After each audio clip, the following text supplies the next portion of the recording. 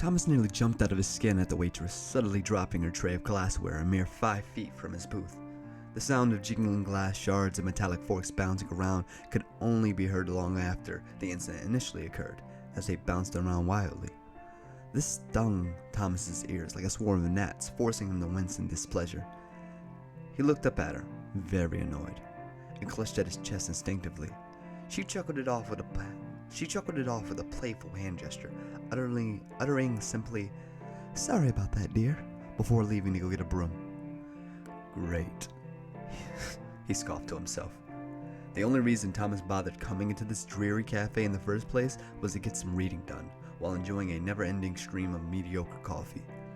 Now it would take him time to get back into his novel. He tried in vain to re-engross himself in the story he had been enjoying only moments ago. However, the light reflecting off the shattered glassware to his right prevented him from doing so, as it shined straight into his eyes. He let out a deep sigh and then closed his book, placing it on the table. When he did so, he caught the eye of a strange-looking man staring back at him from across the booth. This naturally caught him off guard. Thomas had deliberately chosen the booth in the far corner of the diner so that he would be alone. Perhaps the man was waiting for someone, he thought. He turned to look outside the window, expecting to see somebody approaching the restaurant to meet this strange man. When he did so, however, he saw nobody behind him. Okay, Thomas thought. So he is looking at me. He turned back around, but to his surprise, the man was gone. He was no longer at the booth across from him. "Good morning, sir." The man now stood directly at the edge of the booth next to Thomas. "Jesus Christ!" he shouted, once again clenching his chest in reflex. "Oh, my apologies, sir. I didn't mean to frighten you. I am but a simple traveling salesman. I was wondering if you might spare me a moment of your time." "Look, buddy," he retorted, sounding audibly pissed beyond belief. "I ain't buying shit from you, alright? Just leave me be." "Oh, but I must insist, sir. The offer I've prepared for you today is simply too good to pass up without at least hearing the offer. I would just feel terrible if you weren't at least made privy to the product before you politely told me to fuck off." Thomas looked up at the man, perplexed by that last line. He spoke like someone from a used car commercial, undeniably disingenuous in his projected positivity. The last line had an air of condescension in it, yet he smiled the entire time he did so. The man projected power through his candor and mannerisms, as though he had performed this speech thousands of times, and Thomas was just like any other client for him. It was as though he were child's play, and the man knew exactly what to say to get what he wanted. "I'll make you a deal, sir. If I haven't caught your attention by the time our lovely waitress returns to clean up this mess, you won't even have to tell me to leave. I'll depart on my own accord." Now calm down. Thomas finally had a chance to look the man over. He wore a pitch black fedora with a stripe of purple encircling the base, subsequently a near black business suit with a purple tie. He had visible wrinkles along his cheeks and under his eyes, which were the only identifiable signs of the salesman's age. Thomas estimated this man to be in his mid-40s. His shoes were shined to near perfection and contrasted drastically with the shards of glass beneath them. In the right hand, he had a briefcase. The briefcase bore an odd-looking golden sphinx-like symbol. At its center was chained to this man's wrist. "What an odd look." "I can see you're thinking it over, sir," he said, interrupting Thomas's thoughts.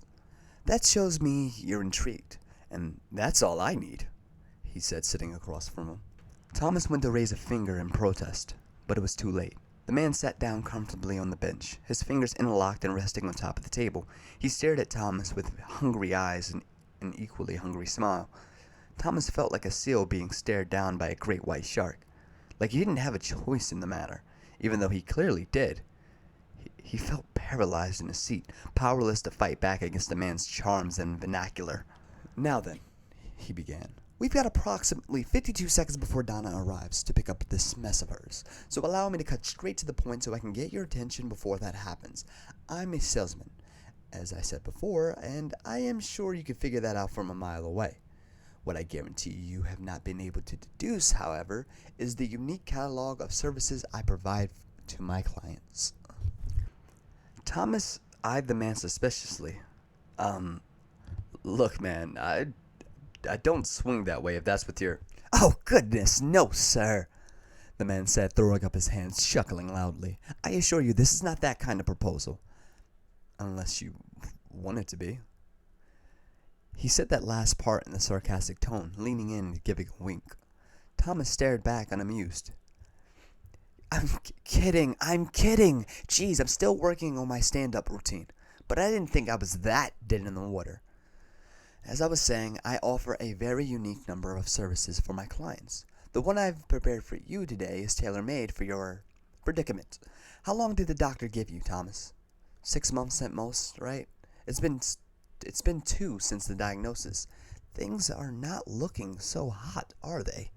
Thomas felt his stomach jump up in his throat and a deep chill run down his spine. Before he had time to process either of these feelings, the waitress returned with a broom and dustpan. He watched her walk up to his left side and began to clean out the corner of his eye. But he never directly looked at her. He never took his gaze off the mysterious man. He just sat there staring at him as he tried to desperately figure out how he could have possibly known that about him. Thomas had no family. He had confined the details of his condition to nobody other than the doctor and a single priest. So, how could this man possibly know about him? Has this guy been following me? What else does he know about me? Could I... Thomas! The man shouted, interrupting his thoughts. Huh? He replied. The lovely waitress has asked you a question, Thomas. It's not polite to ignore somebody when they speak to you, let alone not even look at them. He turned his gaze to the waitress. I'm sorry. What was your question? I just wanted to apologize again for frightening you earlier, and I was just wondering if you needed a refill on your coffee, sir. He looked back at the man who had his elbows on the table and was resting his chin on his interlocked hands. Well, Thomas, a fresh cup of coffee sounds good right now, doesn't it? Turning back to the woman, he muttered softly, No, thank you. She nodded and walked off, with shards of glass in her bag, leaving the two of them alone. Now I have your attention, don't I? He said, curling his lips into a mischievous smirk. Who the fuck are you? Thomas retorted. I already told you, sir. I am but a simple traveling salesman. I live for the thrill of the sale. I make my living wandering from place to place and providing my services to those in need I encounter all over the world. And you, my friend, are in dire need of my services. I'd assume you'd be more comfortable talking to me if you got my name, though. So, you can just call me Vito. Okay, Vito, how do you know about my situation? Oh, I know much more than just your situation, Thomas. The mention of his name once again sent chills down his spine. He had never told the man his name, nor did the waitress call him by it earlier. Obviously, I know your name. I know about your situation. What did the doctor tell you exactly? The only 3 out of 100,000 cancer patients get a heart tumor a year. Lucky you, am I right? Thomas stared blankly back at him. More so than that, I know you're... He paused momentarily as he playfully stroked his chin, making it seem like he was struggling to find his next words. Blood type, last name, mother's name, favorite movie, job you had when you were 23 years old, and I know the name of the hooker you were with 3 years ago. Oh yeah, tell me then, he retorted, crossing his arms, feigning an aura of confidence. The man cracked his knuckles before speaking up. B negative Taylor Veronica Robocop, which I personally think is a badass choice. You were a cashier at the supermarkets for way too long since the boss didn't need any additional managers, and her name was Lily. I also know about the sick, depraved things you did to the poor woman. Thomas, I can't say I blame you, though. If I knew I was kicking the bucket, I would want to do as much as possible myself. Personally, I've always wanted to get someone to... All right, I get it. You know a lot about me, so what? Is this some kind of scam? Are you trying to blackmail me? Blackmail? Vito sounded audibly offended at that notion. Jesus, Thomas, who do you take me for? This is no blackmail, and I assure you, it is not a scam. I simply want to sell you something. Uh-huh. Yeah. Right, he said, sipping his coffee. You just want to sell me something, and that's why you've been spying on me for God knows how long. I have not been spying on you, Thomas. I simply know these things. It's one of my many talents. One of my perks of being me and doing what I do, you could say. Selling stuff lets you know everything about a person? Nah, something is not right here. Just what kind of salesman are you exactly? With a slight curl of his lips, he slowly placed the briefcase that had been sitting on the bench onto the table and turned it around so the opening faced Thomas. One of a kind. Before Thomas could respond, Vito rotated the dials on the case, lock read 805, and unlatched it, exposing the contents to him. What lay before Thomas in the case was something he could never have predicted. Never in a million years would he have been able to guess the cargo this man had been carrying with him the whole time. Nor would he have guessed such an item was attainable, let alone comprehensible to exist.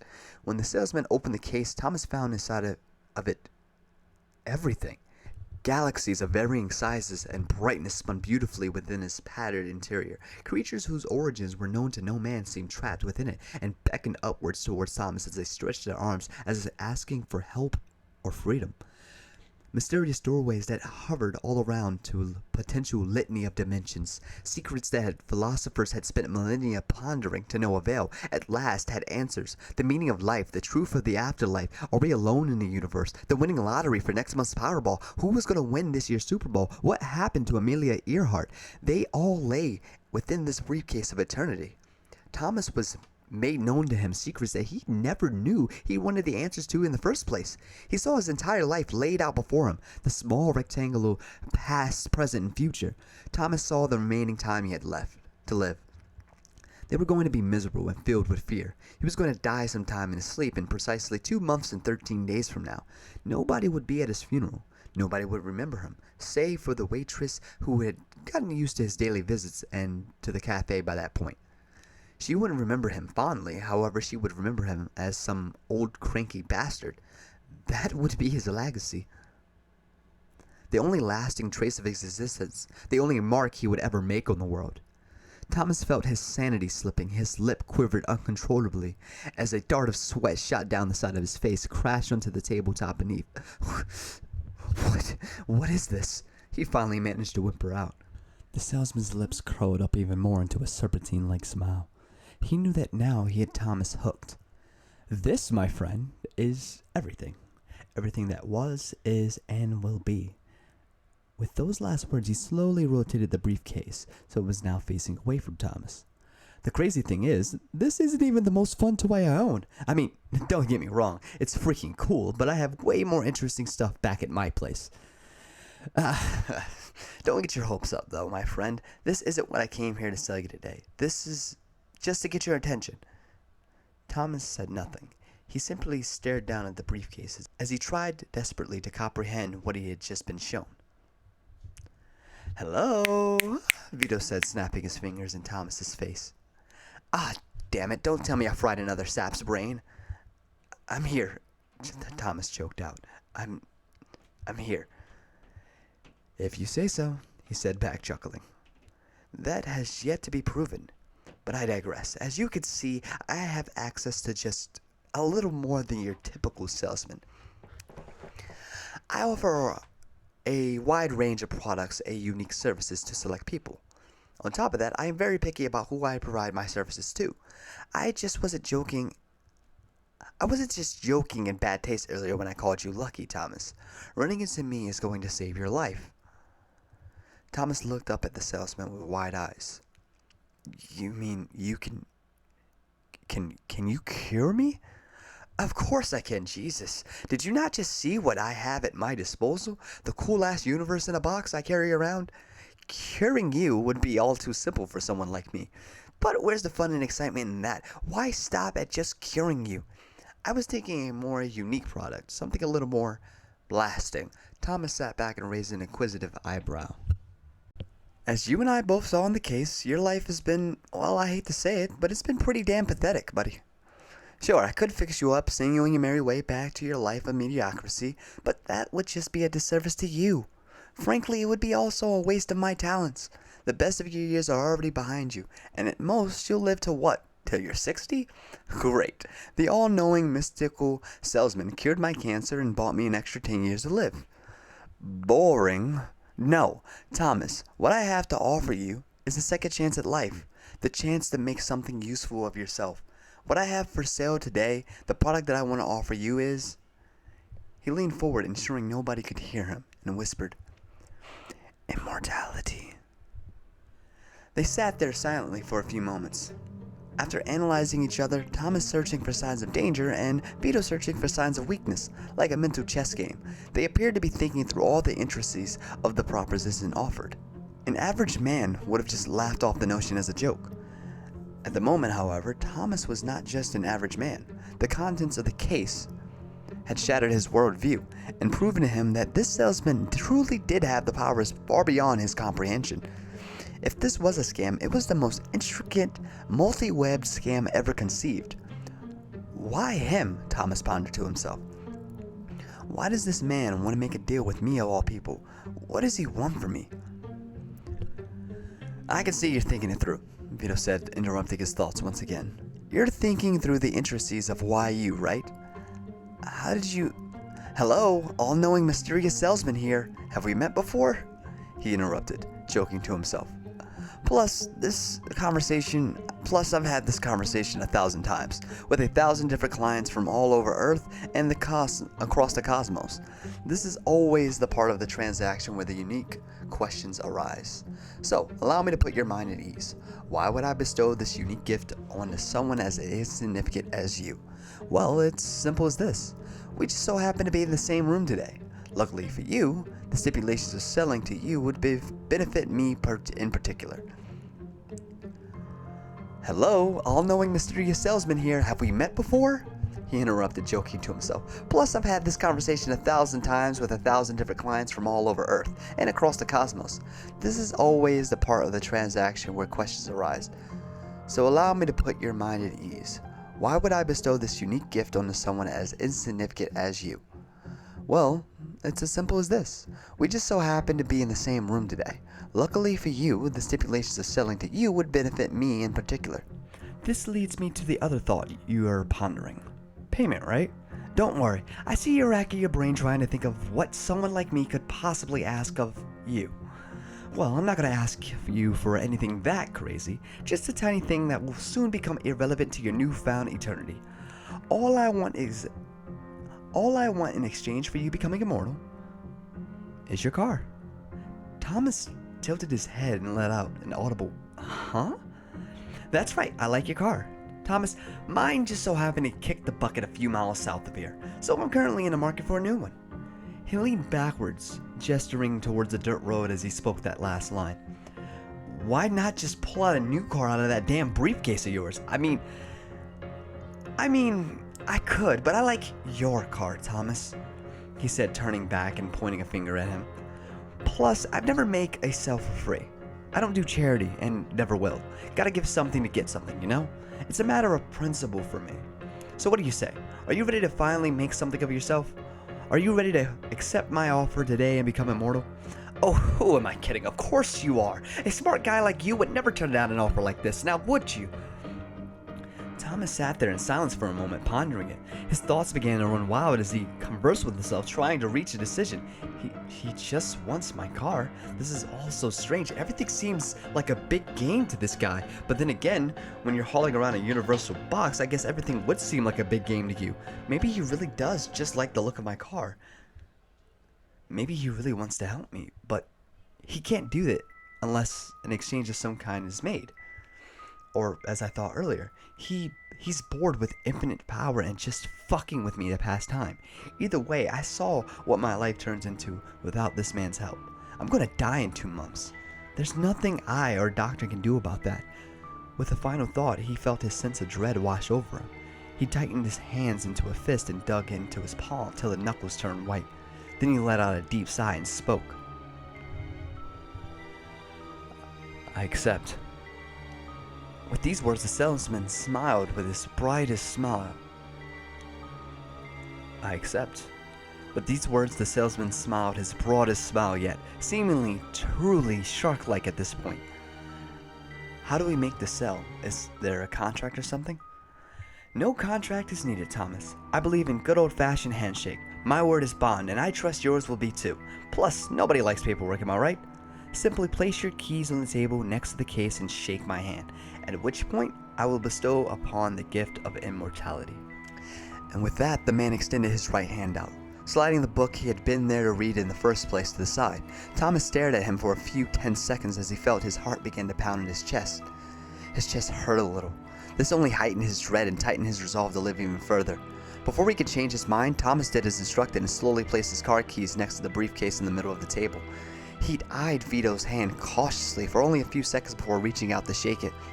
In an instant, all that Thomas could see was darkness. His vision, which was once illuminated by the bright lights of a happy breakfast diner and a strange man, was in an instant taken away from him by force.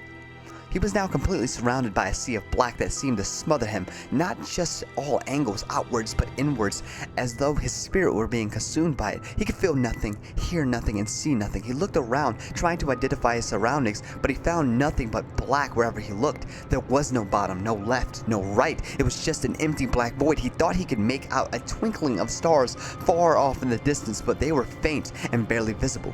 Then he looked up. When he did so, he felt a cold chill run down his spine. The first real sensation he had experienced since arriving at the strange realm. When he did, he saw a square-shaped light far above him. Like a moon, he reached for it, but it was to no avail. He tried again to touch it, but the warm, inviting light was simply too far away. That's when he noticed the light was beginning to disappear. He reached for it, but it was to no avail. He tried again to touch it, but the warm, inviting light was simply too far away. That's when he noticed the light was beginning to disappear. From the top, a shadow began to stretch over it, in a straight line and slowly cover up the light. At first, Thomas felt nothing in his newfound void. He wasn't even sure if he could feel his own skin, but suddenly he felt a push, then another. Then a scrape, then a hand grabbed him, then a hand pushed down on top of his head. Thomas began to feel other beings, entities, and people around him rushing and bumping as they, too, attempted to reach for the light as he was.